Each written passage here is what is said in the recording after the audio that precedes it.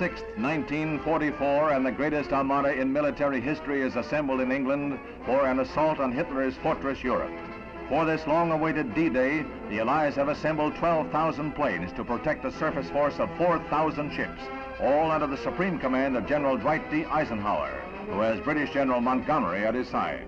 The Allied forces have nearly 3 million troops trained for the assault, and British and U.S. planes bomb the French coast around the clock, dropping 9,000 tons of explosives during the few hours before the landings.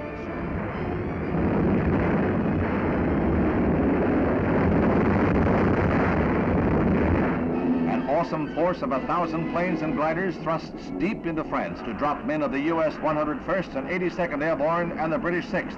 Their might darkens the skies over Normandy.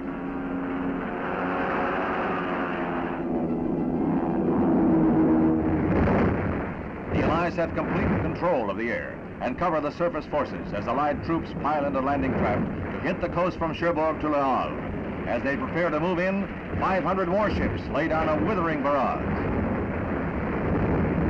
The troops move in aboard LCTs and LSTs, and it's the beginning of the end for Hitler's dreams of world conquest. German resistance proves less than was feared, and wave after wave hits the beach. Casualties were heavy in those early hours, but the Allies were on their way to Berlin. The stupendous attack on the fortified coast split the German high command. General Rommel wanted to move his forces to the beaches, while Rundstedt wanted to wait until the Allies moved inland. When they finally decided on action, it was too late. The beachhead had been firmly established. Less than a year later, General Eisenhower had Germany's unconditional surrender. D-Day will stand in history as one of the greatest military feats of all time. The determination of free men to triumph over tyranny rose to new heights on the beaches of Normandy.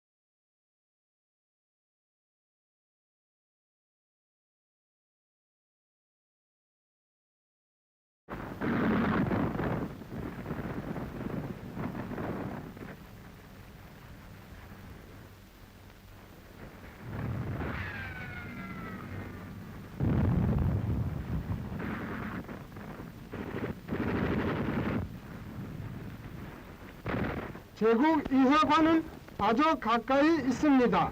그 곁에는 브란덴부르크 대문이 있습니다.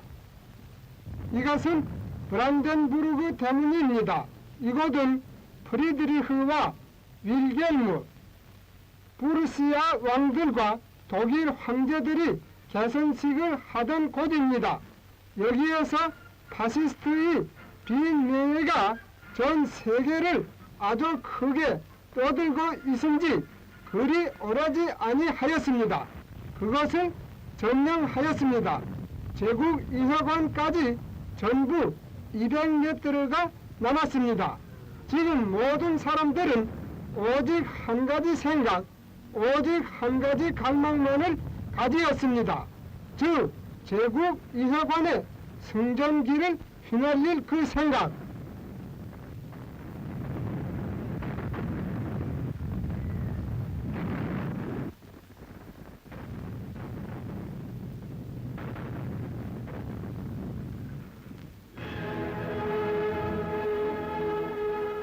즉 제국 이사관의 승전기를 휘날릴 그 갈망이었습니다.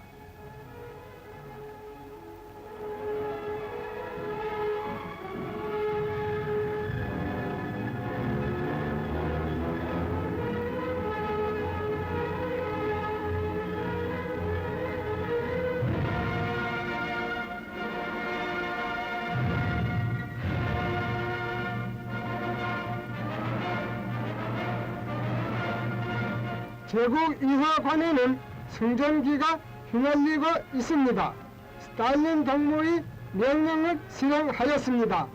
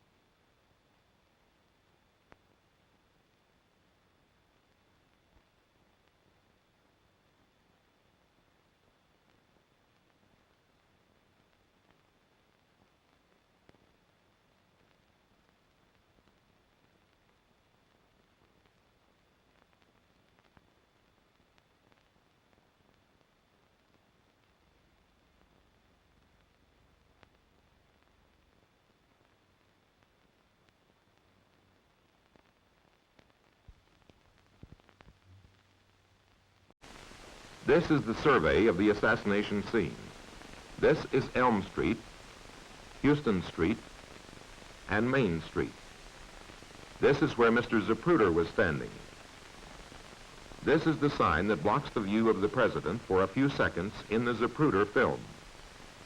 This is the tree that blocks the view of the motorcade from the assassin's window for a few seconds.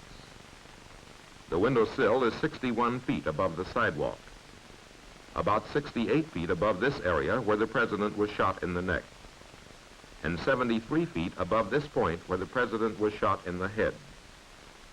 The calculated distance from the windowsill to this area where the president was shot in the neck is about 180 feet. And to this point where the president was shot in the head, 265 feet. The car traveled about 85 feet between the two locations and decreased in elevation about 5 feet. The time span was between 4.8 and 5.6 seconds as determined by examination of the Zapruder films. The car was traveling about 11 miles per hour.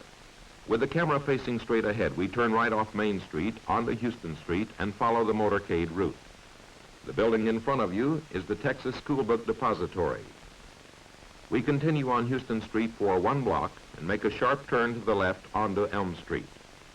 The black object you will see occasionally at the top of the picture is a hat that is being used to shade the camera lens. Shortly after we make the turn, you can see the sign that blocks the view of the president in Zapruder's movie. The entrance to the Texas School Book Depository is straight ahead. As we complete the turn onto Elm Street, we see the Stemmons three-way sign straight ahead. The tree blocks the view of the motorcade from the window in this area for a split second. In a moment, you will be able to see the curb through the underpass on the left that prohibits Main Street traffic from crossing Elm Street to enter the expressways. This curb continues past the entrances. Straight ahead, you can see the entrances to Stemmons and Thornton expressways. The motorcade turned right onto Stemmons Expressway. From the Main and Houston Street intersection, we will keep the camera on the window used by the assassin until after we have passed the location of the president's car at the time he was shot in the head. The assassin used the window on the far right, next to the top, on the same level as the oval-shaped windows. By using photographs taken seconds after the assassination, the position of the windows in the depository have been reconstructed. We lose the window for a second during a sharp turn from Houston Street to Elm Street. In a moment, you can see the tree blocking the view for a split second as we pass under it. The bullet that struck the president in the neck was fired shortly after the tree passes out of view. And the bullet that struck the president in the head was fired between 4.8 and 5.6 seconds later. The car traveled approximately 85 feet between the two shots.